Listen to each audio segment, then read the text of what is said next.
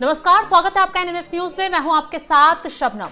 Iran की एक secret agency की तरफ से बेहद चौंकाने वाला दावा किया गया है। दावा यह है कि पाकिस्तान के जो असीम मुनीर हैं, उन्होंने सऊदी अरब के साथ एक बहुत बड़ी डील कर ली है और ये डील कई और देशों के लिए खतरा पैदा कर सकती है। डील ये है कि जो पाकिस्तान है उसने अपने परमाणु हथियार सऊदी अरब को बेचने के लिए डील पूरी कर ली है।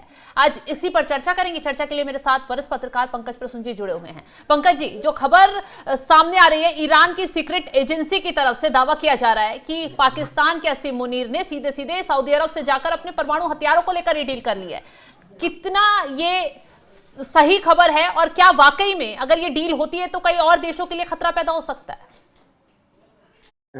शबनम, जिस तरह भारत के लिए रॉ है ना, research and analysis wing, Pakistan के लिए आईएसआई है, अमेरिका के लिए सीआईए है, उसी तरह ईरान का है एमओआईएस, जिसको कहते हैं वजारत इत्तलात।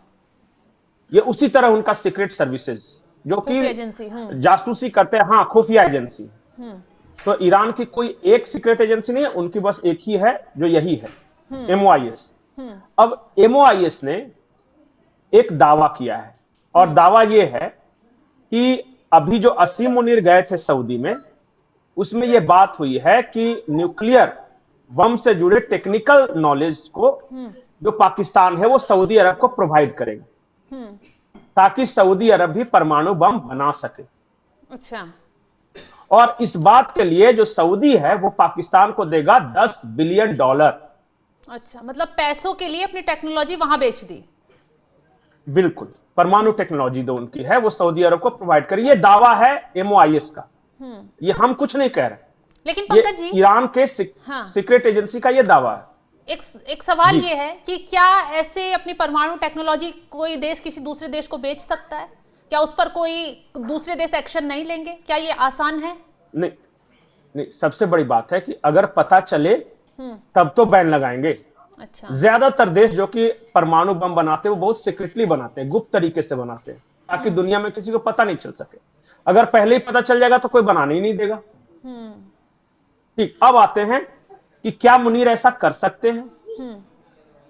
उससे पहले मैं आपको 2-4 दिन पहले की घटना बताता हूं। यूएई से पाकिस्तान ने $4 बिलियन कर्ज ले रखा है। अब यूएई दबाव लगातार बना रहा है कि हमें हमारे पैसे वापस करो। ये इसलिए यूएई दबाव बना रहा है क्योंकि पाकिस्तान ने सऊदी, जो कि यूएई का दुश्मन है, उसके साथ एक डिफेंस डील कर लिया। हाँ, तो अगर सऊदी के साथ ही तुमको डिफेंस डील करना है तो कर्जा हम क्यों दें? सही बात है। यही बात है, अगर मान लिया कि टर्की पाकिस्तान का दोस्त है तो पाकिस्तान फिर हमसे कर्जा क्यों ले रहा है, टर्की से जाके मांगे। यही बात कहेंगे ना हम। तो यूएई ने कहा कि हमें तो हमारे पैसे वापस दे दो। अब पाकिस्तान के पास पैसे हैं नहीं, वापस कैसे देगा? तो उसने $2 बिलियन के फौजी फाउंडेशन है वहां, आर्मी के लिए, वो सब कहे ना कि इंडस्ट्रीज वगैरह सब चलाती है वहां की आर्मी। वो आर्मी जूते भी बनाती है, हथियार भी बनाती है, मैगी भी बनाती है, सब कुछ वहां की आर्मी बनाती है। तो उस कंपनी का नाम है फौजी फाउंडेशन। तो फौजी फाउंडेशन के शेयर बेच दिए यूएई को। अच्छा। तो $2 बिलियन तो पूरा हो गया। अब यूएई से वादा किया गया था कि 6 महीने के अंदर हम बाकी भी चुका देंगे आपको। अब नहीं चुकाया, टाइम लैप्स कर गया। यूएई आया, बोला कि भाई मेरे पैसे कब दे रहे हो? तो पाकिस्तान ने कहा कि हमें मोहलत दे दीजिए 1 साल का, हम आपको चुका देंगे। यूएई ने 1 साल का मोहलत नहीं दिया, 1 महीने का दिया और कहा विथ 6% इंटरेस्ट। 1 महीने की मोहलत देते हैं लेकिन हम 6% इंटरेस्ट लगाएंगे। इंटरेस्ट लगा के तब हमारे पैसे वापस करो, वो भी 30 दिन के अंदर। अब वो 30 दिन भी बीत गए। बहुत लोगों के पास गया मांगने के लिए, चाइना के पास गया, सऊदी के पास गया और भी अमेरिका से मदद मांगी। किसी देश ने पाकिस्तान को पैसे नहीं दिए। अब यूएई धमका रहा था कि हमें हमारे पैसे तो चाहिए, अब कैसे दोगे ये तुम समझो। उसी डेस्परेशन में असीम मुनीर गए हैं सऊदी अरब और सऊदी अरब के दौरे के दौरान असीम मुनीर ने कहा कि देखिए आपके साथ हमने डिफेंस पैक्ट साइन किया, इस वजह से यूएई हमसे बहुत नाराज है और वो अपने पैसे मांग रहा है। या तो आप उसके पैसे चुका दो, और नहीं तो भाई हमें तो ये डिफेंस डील वगैरह कैंसिल करनी पड़ेगी, क्योंकि हमें सरवाइव करना है। सऊदी अरब ने कहा कि भाई हम तुम्हें क्यों पैसे दें और कितने दें, क्योंकि तुम तो लगातार मांगते रहते हो। सही बात। जो हमने पहले पैसे दिए हैं वो तो तुमने कभी चुकाए नहीं, और कभी तुम चाइना के साथ सड़ जाते हो, कभी अमेरिका के साथ सड़ जाते हो। जहां से जो पैसा देता है, तुम तो एक तरह से भिखमंगे हो गए, तुमको लोन लेना तुम्हारा काम बन गया है। हम क्यों दे, उसके एवज में हमें क्या दोगे? तो पाकिस्तान ने कहा कि आपको क्या चाहिए? उन्होंने कहा कि हमारा सबसे बड़ा दुश्मन है ईरान, वो परमाणु बम बना रहा है। अगर हमारा सबसे बड़ा दुश्मन परमाणु बम बना रहा है तो हमें भी बनाना है। हाँ, पैसे की हमारे पास कमी नहीं है, हमारे पास टेक्नोलॉजी नहीं है। तुम्हारे पास परमाणु बम बनाने की टेक्नोलॉजी है, हमारे पास पैसे हैं। तुम्हें चाहिए पैसे, तुम पैसे ले लो, हमें वो टेक्नोलॉजी दे दो। खबर यह है, और ये ईरान की गुप्तचर एजेंसी का दावा है कि मुनीर इसके लिए राजी हो गए। अच्छा। लेकिन कहा कि गुपचुप तरीके से सब कुछ होगा, आप हमें सीक्रेटली पैसे दोगे, हम आपको बहुत सीक्रेटली ये आपको टेक्नोलॉजी देंगे परमाणु बम बनाने का। अगर पंकज जी, ये है खबर। हाँ, सऊदी अरब परमाणु हथियार बनाना शुरू कर देता है गुपचुप तरीके से, और ये खबर और देशों को लग जाती है। हालांकि ईरान की एजेंसी ने दावा कर दिया, तो ईरान को तो जाहिर सी बात है खबर लग गई है। अगर इसकी पुष्टि भी हो जाती है तो क्या इतना आसान होगा सऊदी अरब के लिए परमाणु हथियार बनाना, या और देश बनाने देंगे? नहीं, अगर एक बार ये मामला लीक हो गया, हाँ। तो फिर तो वेस्टर्न देश भी आ जाते हैं वो, क्योंकि वेस्ट कभी नहीं चाहता कि कोई और देश के पास परमाणु बम हो। भारत ने ये बेहद गुपचुप तरीके से बनाया था। पाकिस्तान के बारे में कहा जाता है कि उसका एक वैज्ञानिक था अब्दुल कादिर, उसने ईरान से ये सारा पार्ट चुराया था, कोई लीबिया से, तो कुछ ईरान से, तो कुछ चुरा उरा को लाके किया था। और अब तो दावा ये भी है कि अमेरिका ने मदद की थी। ताकि अमेरिका चाहता था कि हमारे परमाणु हथियार पाकिस्तान के पास रहे, ताकि कभी अगर फ्यूचर में जरूरत पड़े चाइना के खिलाफ या रशिया या इंडिया के खिलाफ, तो हम वहीं से इस्तेमाल कर सके, हमारे यहाँ कोई संकट नहीं।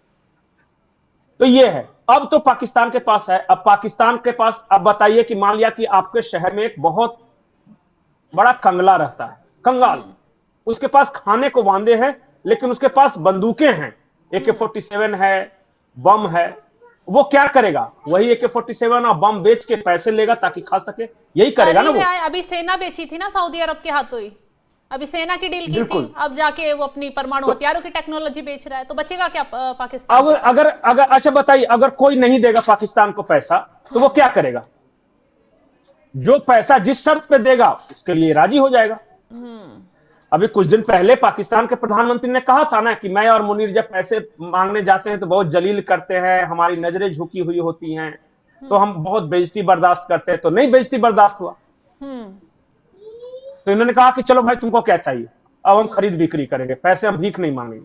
तो उन्होंने कहा कि परमाणु टेक्नोलॉजी इस वजह से हो सकता है, अभी मैं श्योर नहीं हूं कि ये करेंगे ही, क्योंकि जैसे ही पता चलेगा वेस्ट को, अमेरिका को, दूसरे देशों को, चाहे इवन चाइना को, वो सब पाकिस्तान पे दबाव बनाने लगे। मतलब मिडिल ईस्ट में तबाही आ सकती है आने वाले वक्त में। मिडिल ईस्ट में परमाणु बम होने का मतलब ही है कि समझिए पूरी दुनिया एक तरह से खतरे में आ जाएगी, क्योंकि इधर ईरान के पास परमाणु होगा, उधर सऊदी के पास परमाणु होगा, इधर पाकिस्तान के पास परमाणु होगा, उधर इजराइल के पास है। तो ये सब जो है, ये अब बताइए परमाणु के ढेर पर ही बैठेंगे ना ये सब। इनको तो आप जानते ही हैं कि हर साल एक दूसरे के साथ लड़ते रहते हैं। बिल्कुल, तुर्की खुद किसी नहीं पगला चाहता का कोई दिमाग फिरा, बिल्कुल कोई भी, सब आपस में। और आपको पता है कि सऊदी अरब में सनकी तानाशाह भी बहुत सारे होते हैं। किसी पगला का कभी दिमाग ठनका और उसने अगर परमाणु किसी पे मार दिया तो कोई रिस्पॉन्सिबल तो है नहीं। ये पाकिस्तान जैसे देश के पास ही परमाणु बम है। आप भी समझ लीजिए कि वो हर दूसरे महीने दुनिया को धमकी देता रहता है, खासकर भारत को, कि परमाणु बम मार देंगे। तो यहाँ गलती चोर की नहीं है ना पंकज जी, यहाँ तो चोर की अम्मा की गलती है ना, कि अपने फायदे के लिए पैसे चाहिए, वो सारी टेक्नोलॉजी, सारी सेना, सब चीज बेचने के लिए तैयार है। ये नहीं देखता उसके नुकसान और फायदे क्या होंगे। मुनीर को फायदा होगा ना, पाकिस्तान के साथ जो हो वो हो। मुनीर का टेंशन पाकिस्तान थोड़ी है, उसको तो पता है कि मुझे जाके अमेरिका में सेटल होना है अपने बीबी और बच्चों के साथ। पाकिस्तान का टेंशन पाकिस्तान समझे।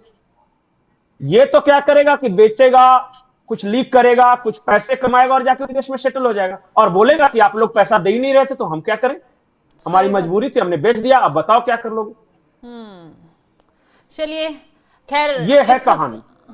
जो डील हुई है पाकिस्तान और सऊदी अरब के बीच में, हालांकि सूत्रों के हवाले से ईरान की एजेंसी की तरफ से दावा किया जा रहा है, अभी तक चीजें निकलकर बाहर नहीं आई हैं, लेकिन अगर ये डील हो जाती है और सऊदी अरब परमाणु हथियार बनाना शुरू कर देता है तो ये मिडिल ईस्ट के लिए बड़ी तबाही होगी, क्योंकि मुस्लिम देश नहीं चाहेंगे बाकी कि सऊदी अरब उनसे आगे बढ़े। हालांकि वो पाकिस्तान को ही पचा नहीं पाते क्योंकि उसके पास परमाणु हथियार है, वैसे कंगला है लेकिन परमाणु हथियार है तो ताकतवर हो जाता है, और अगर सऊदी अरब ऐसा करता है तो बाकी देशों के लिए भी खतरा पैदा हो जाएगा। और यही वजह, अगर ये खबर निकलकर सामने आ जाती है तो वाकई में मुस्लिम देशों के लिए बड़ी तबाही होगी और आने वाले वक्त में बहुत बड़ा संकट मुस्लिम देशों पर आकर खड़ा हो सकता है। तो चलिए, इस खबर को लेकर आप क्या कुछ राय रखते हैं कमेंट बॉक्स में जरूर बताइएगा, और तमाम बड़ी खबरों की अपडेट के लिए आप हमारे साथ जुड़े रहें। नमस्कार।